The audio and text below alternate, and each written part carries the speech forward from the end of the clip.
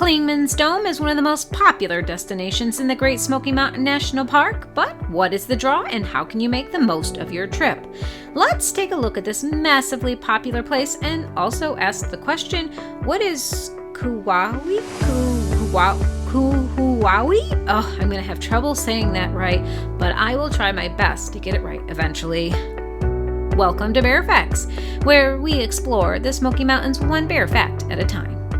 Today's video, I'm going to talk about Clingmans Dome, an extremely popular destination in the Smoky Mountain National Park. But this place has a lot of history, and there's good reason it's so popular. So let's take a step back in time, just a little, and talk about its history before we talk about what you can expect from your experience if you visited today. Well, maybe not today, but you know what I'm trying to say. Let's start with the most basic of facts. Clingmans Dome is in the Smoky Mountain National Park. It's technically in Tennessee, but straddles the border of North Carolina. It's also the highest mountain point not only in the Smoky Mountains, but in all of Tennessee. Now, depending on your source, it's reported that from the top of Clingmans Dome, you can see as far as 100 miles in any direction and see up to 7 bordering states. Tennessee, obviously, North Carolina, Kentucky, South Carolina, Virginia, Alabama, and Mississippi. Now, if you've been to the Smokies and stood at that elevation, you know how unlikely it is to see more than a few hundred yards in front of your own face, let alone all the states. But hypothetically, on a super clear day with no clouds, fog, mist, or smog, you could see all those states. But you're at Clingmans Dome, and such things are not often possible. When you're standing 6,643 feet above the sea level, you're not going to always have the best view. Those pesky clouds seem to keep getting in the way all the time.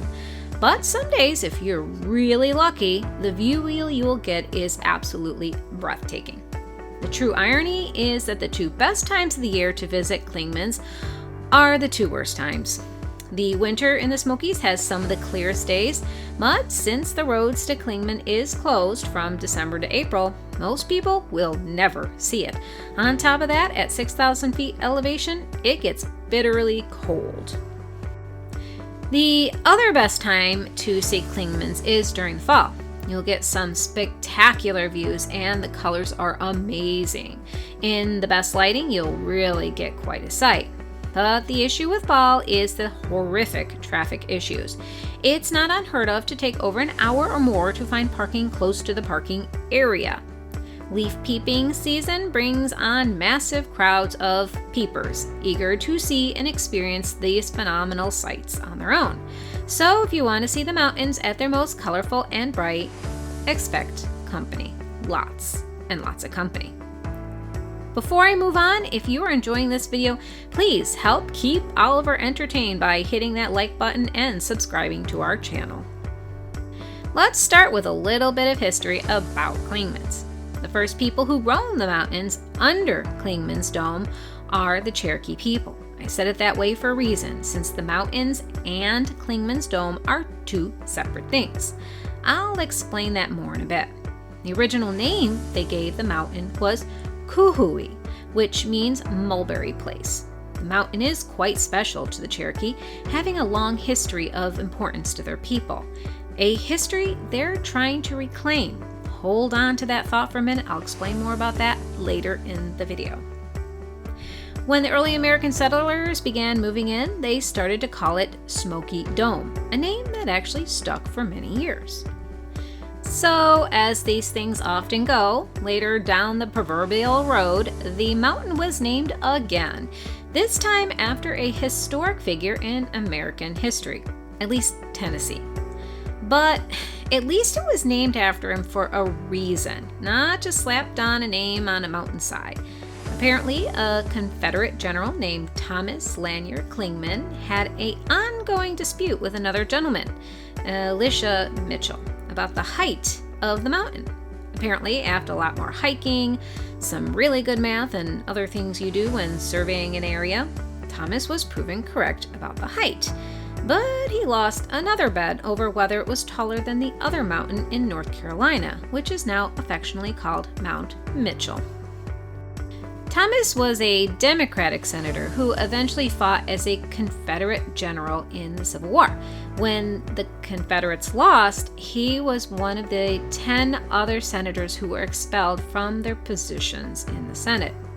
So that might have played a role in the recent name change of the mountain in 2022. And this is where I will now explain how Clingmans Dome is no longer sitting on top of Mount Clingmans Dome, but is now on top of Kiwa'hi in 2022. The Cherokee Nation petitioned to have the name of the mountain renamed. It was not an attempt to rewrite history, but rather an attempt to correct a history written wrong. And though you will see Clingmans Dome on the maps and on the signs, the buildings and structures that is called Clingmans Dome is officially on the Kiwa'hi mountain. Hopefully I said that right. But the structure of Clingmans Dome has its own history, and for the remaining part of this video, when I'm saying Clingmans Dome, please note that I'm talking about the infrastructure of the building, roads, trails, and buildings attached to the concrete structure resting on top of Kiwa'hi. Clingmans Dome started its humble life as a fire tower in the 1930s when the land became part of the federal government's resolve to preserve and protect lands, and became part of the Great Smoky Mountain National Park. This tower fell into despair by the 1950s and was eventually torn down. By this time, the Smoky Mountain National Park was gaining in popularity. As an initiative to promote more interest in the parks, the tower was built using funding from the National Park Service Mission 66 upgrade program. There was kickback from the community as some people didn't want that change, but they were overruled and the plans were set in motion. Clingmans Dome was designed by local architect Hubert Ben of Gatlinburg. The original design also incorporated a fire tower and spiral stairs. Both fire tower and stairs were taken out of the original plans, and the spiraling Dr. Seussian-like structure was built as an observational platform for guests to admire a 360-degree view of the surrounding mountains. And if you have walked the 1.3-mile hike from the parking lot to the structure and back, you will have very much appreciated the removal of those stairs.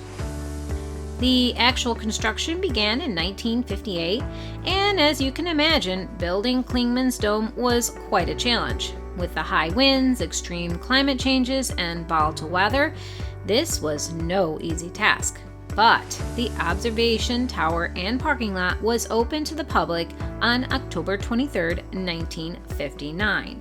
The cost of the tower was only $57,000, equating to about $600,000 today. Considering the massive amount of traffic and revenue that the structure brings into the area, I think that was a good investment. The tower is 45 feet tall and made mostly from reinforced concrete. The ramp leading up to the observation is 370 feet long and rises at a 12% grade.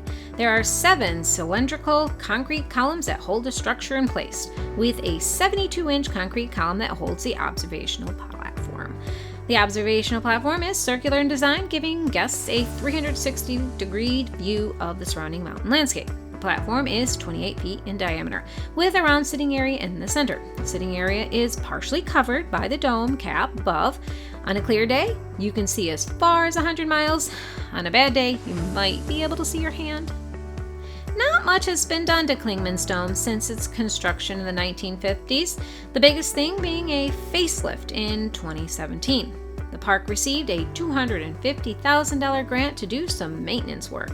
Though, if you think about the cost of the repair and compare it to how much they paid for the structure in 1958, that's disconcerting. So, what is the appeal of Clingmans Dome, and why do so many people make it their top destination choice when visiting the Smokies? Well, all you have to do is take one look at the views, and that question is very easy to answer. It's absolutely breathtaking. Well, on a good day anyway. Clingmans Dome is off of 441 just past Newfound Gap. It's about 20 miles from the Gatlinburg Park entrance to the Dome's parking lot. Now, don't let this short distance fool you. On a good day, it can still take well over 40 minutes or longer to get to the Clingmans Dome parking lot. On a bad day, it's not unheard of to take over an hour or more to find parking. The roads are somewhat windy, and they can be very dangerous.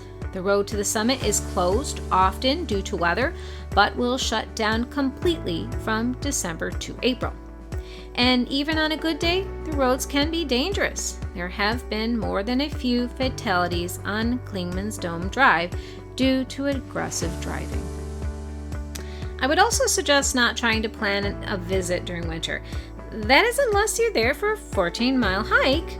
Even though Clingmans Dome Visitor Center area is open year-round, the road for vehicles leading to the structure is closed December 1st and not reopen until April sometime.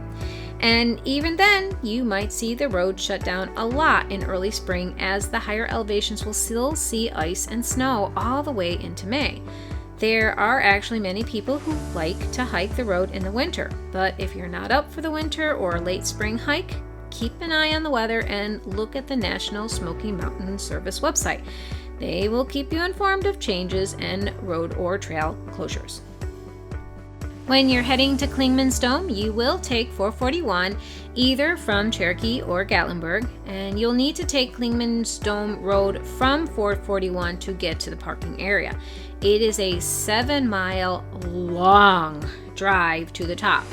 Once you leave Gatlinburg or Cherokee, keep in mind that cell phone service is basically non-existent. If you're using a phone to navigate, make sure you have a map of the park saved, and you can do this on Google Maps. One thing you might want to do before heading to the top is stop and look for the hidden tunnel under the road leading to Clingmans. The hidden tunnel was built under the roadway during the early construction and has been maintained since by the park. To get to the tunnel, you'll want to park your car to the side of the road right past the power station thingamajigger you see in the picture. It's a short walk to the tunnel from there. To get to the actual tunnel, you need to crawl down a little bit of a rocky area. Just keep an eye out for snakes and where you put your feet. When we went, it was late summer and you can see the wildflowers were in full bloom. It's a little nice piece of history to check and see. After your tunnel adventure, keep heading up to the parking area. It's actually really big, and if you're going during the off-season, it's really hard to imagine the parking lot packed bumper to bumper with cars, but it does fill up. At the base of the trail are bathrooms. These bathrooms are not the flushing kind. Though the parks try and keep up with the facilities, it isn't always possible, so make sure you bring wet wipes just in case you need them. In certain parts of the parking area, you can actually get cell phone service. My experience with hiking in the Smokies is that the higher you go, the more likely you will get a bar in the lower areas that the mountains and hills interfere with the cell phone reception. There is a small store at the base of the trail as well. You can find some fun souvenirs such as magnets, books, and other things to take home. They do take credit card in case you don't have cash. The store has very limited hours, and of course, they're not open year-round. So once again, check online for their times and dates that they're open before trying to visit. Two important things to note about the trail itself. One, dogs are not allowed on any trails in the park. There are a few exceptions, but the general rule is that your fur babies need to stay home. Sorry, not my rule. Sorry. There is a clear sign at the base of the trail to remind folks. And the second thing is that though the trail is even and paved, the park advertises it's not wheelchair safe. I think this is to cover their butts in case a wheelchair is used to try and get to the summit and they lose control or their brakes fail to work. It is a very steep hill. I'm sure I don't need to spell out for you what could happen. Now, here are some basic facts about the trail that takes you to the summit from the parking lot. The trail is a total of 1.3 miles and is a 337-foot incline. This is a short hike for some and a monumental endeavor for others. If you're used to hiking and walking elevations, then you'll have an easy time to the summit. If you are like me, like I was the first time I went up that hill, you might suffer a bit. I guarantee the pain will all be worth it in the end. And you will not be the only one huffing your way to the top, so you will have company. The trail to the summit is well maintained.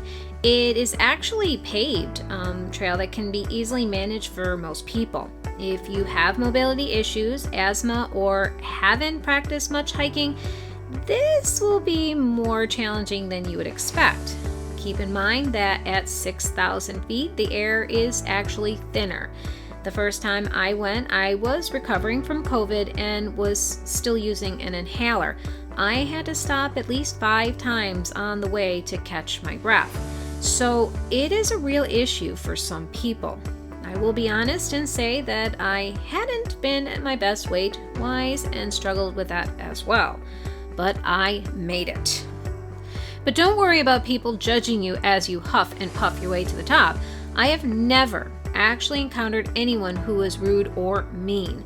Most people will smile and say, "Hey, I know how you feel. That was me not too long ago." Or, "Keep it up, you're almost there." And there are benches and places to sit along the way. Take your time if you need to and enjoy the experience. Also, bring a water bottle. I use my water bottle all the time as a prop. Kind of like, oh, I'm just getting a drink, not gasping and heaving because I'm out of breath. Nothing to see here, and it really works very well. Plus, you get hydrated. Once you've either bound or crawled your way to the top of the mountain and get to the Clingmans Dome observational platform, that 370 feet of spiral structure and measly extra 40 feet of elevation will seem like a breeze because you've made it. There is also a railing you can hold onto. And this is the best part because now you get to see what the Smoky Mountains are known for, their beauty and splendor. The view from the platform is breathtaking and so worth the hike. Once you're standing at the very top, you can see for miles in all directions. The observation platform is circular with a circular bench under a small dome roof. The majority of the observation platform is not covered. As you walk around the structure, you will see boards that point out where things are and name the mountains and peaks that might be visible. And though it gets a little crowded up here, the other park guests are often very considerate and try to give you space for that all-important selfie. But I don't want you to feel left out if you know that the hike will be out of your comfort zone or not something you can manage. The view from the parking area is actually just as amazing. Many days when we visit Clingmans, we just stop at the parking area and gaze at the vista. Some of my best photos are taken from here. So even if you can only walk around the parking lot area, I feel that driving to Clingmans Dome is still worth the trip. The view is amazing. In fact, you might end up with a better view from the parking area because 50% of the time the observational platform is an excellent place to observe the inside of a cloud. In other words, on cloudy, rainy, or foggy days, which happen more times than not, the view sucks from up there. So, here are my takeaways. Clingmans Dome will give you some of the best views of the Smoky Mountains you can drive to. But watch the weather. Any sign of rain or clouds and you might not get a good view. We have taken the trip all the way to Clingmans Dome and thought it would be a great day. Not a cloud in sight. Only to get there and find the one and only cloud for miles is clinging to the summit of the mountain. These are the days we just hang out in the parking lot. Though if you are determined, you can still take the hike and wait and see if the wind picks up and moves the stubborn frozen water masses away. Usually you can get a feel for conditions from the lower elevations, but it isn't always the case. If there is any sign of rain in the forecast, the views will not be as good. So if you are going to Clingmans for the views, keep an eye on the forecast. Also, though fall and winter will give you the best views, the clearest views, they can at times also be the worst times to go because they are crazy busy or just plain closed. Plan time in your vacation for more than just one day to visit the attraction, just in case it's cloudy, foggy, or the road is closed. That way you have more than one chance to get there when conditions are at their best. And the selfie you take isn't that of the inside of a cloud, unless you wanted one. One last takeaway: if you're looking for the best or one of the best places to see the sunset in the Smoky Mountains, head to Clingmans Dome, because Clingmans is at an elevation where you can actually see the horizon line. It is one of the best places to witness this daily event. On a clear day, you'll see some of the most spectacular sunsets in the Smokies. People come from all over to photograph this amazing display of colors and light. Finally, have fun, take your time, and just enjoy the experience. Thank you for watching this video. As always, please help others find these videos by subscribing and clicking the like button.